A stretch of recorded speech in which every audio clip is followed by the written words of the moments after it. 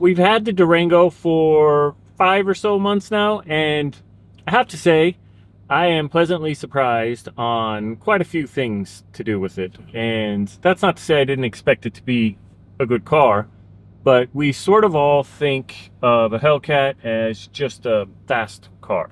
And I'm not gonna lie, that's what I thought it was too. Surprisingly, the interior quality is significantly better than I expected it to be.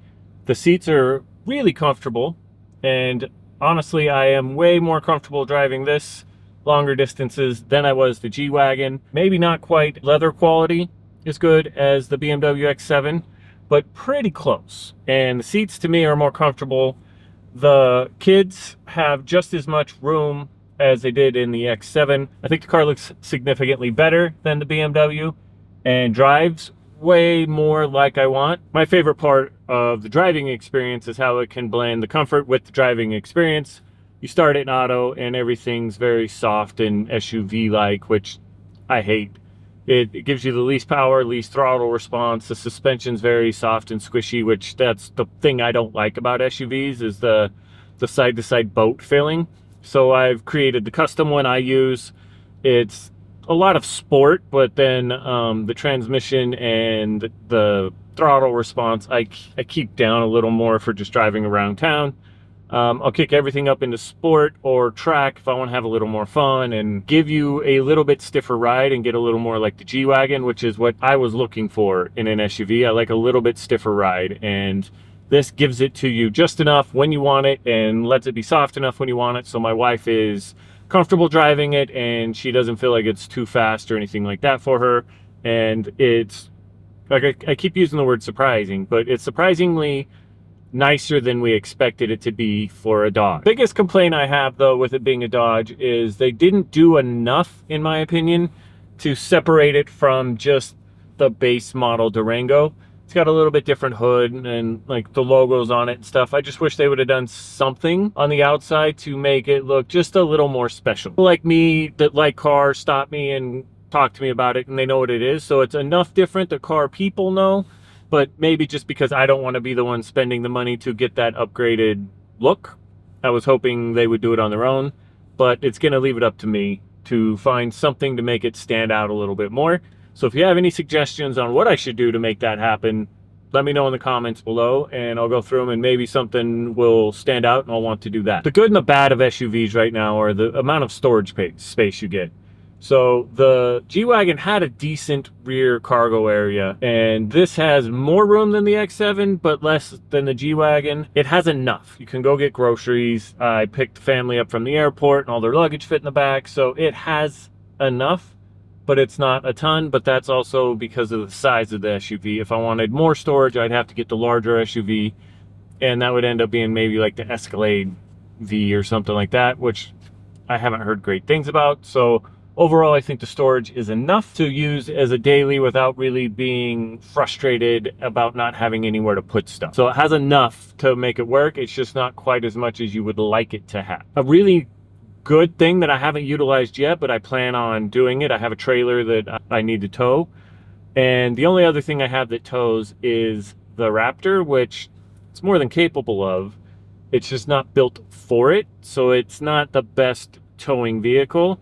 This can tow up to 8,000 pounds, so it's more than enough to tow what I need to tow, and it's better at handling that than the Raptor, so this will become my tow vehicle as well. I also like that they really have hidden the tow hitch behind just a piece of plastic. That's very common these days, I understand that. It makes it a cleaner look when you're not actually towing. Another big issue you're gonna have if you want one of these is gas mileage. And I mean, right now, with the Raptor, this, and the McLaren, I rarely see 11 miles to the gallon. I'm picking vehicles that get poor gas mileage, so I'm not complaining about it by any stretch.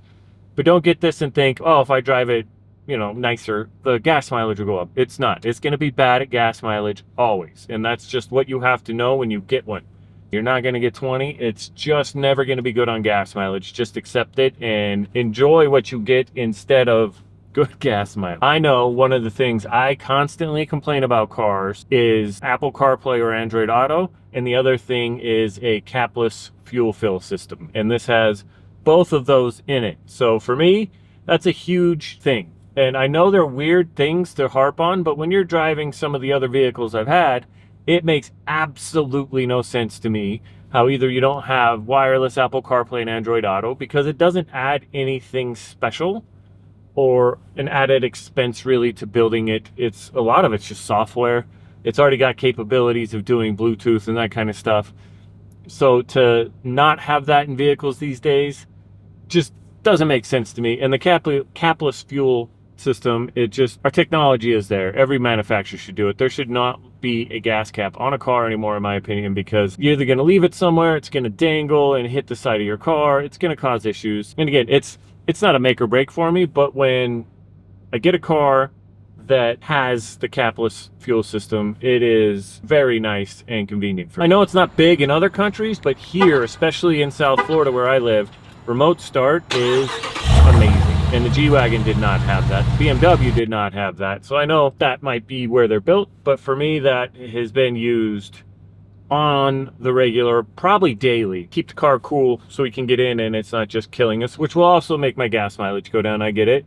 But when you get into a car and it feels like it's 150 degrees inside, it really sucks. So I am happy this has remote start and it works every time. I have not had it not work yet, which sometimes the Raptor doesn't work. I'm not sure why, but this one's pretty reliable and cools the car off, makes it nice to get in and out of. A good thing too is like sometimes when you sit lower in cars like this, you sit a little bit lower than like a truck or something, is that makes you sink into the car a little and not have a good feel for the dimensions of the car when you're driving or parking.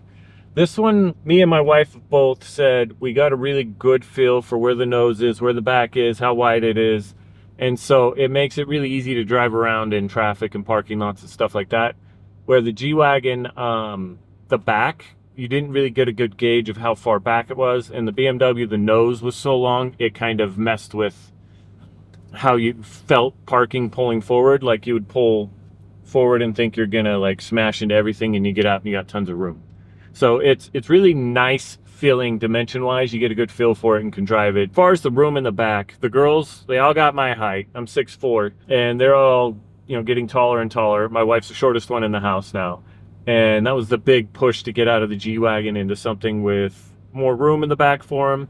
And the only annoying part is when the one has to get in the third row, but she says it's not that bad. And everybody has plenty of room, even the person that sits behind me. I've got lots of leg room for me to be comfortable, and she has plenty of leg room for her. So size-wise is great. It's got charging ports everywhere and that kind of stuff that the kids want for their devices. Super comfortable for a family of 5. We only have room for one more, so I'm sure it would be good for 6, but the fact that they don't have to share that tight side-by-side seat in the back makes it a lot better. So everyone's got their own space. So it's accomplishing the goal it was bought for. It's keeping my itch of wanting fast cars scratched.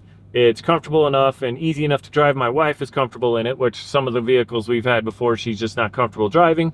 So overall, it is super fun for me to drive when I want to and put it in those the track or sport modes, and comfortable enough and smooth enough for my wife in the auto or the custom one I made.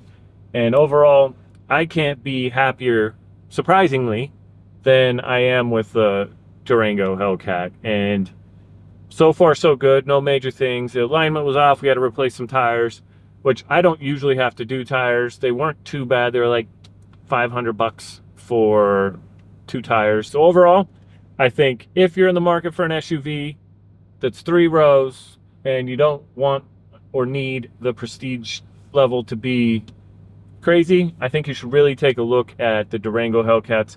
They are a limited build number. I think in this year of mine, I think there was like 3,000 of them built. So I know it's still a Dodge, and that's going to hurt resale value. But the fact there's only 3,000 of them should probably help keep it at least a little bit higher. And I'd even bring up the funnest part for me as a car guy is when you're in track mode, then you floor it. That whine of the supercharger is an amazing thing and just makes me grin every time I do it. So for me, it's amazing. And that's all I got on this one. See you on the next one. Transmission to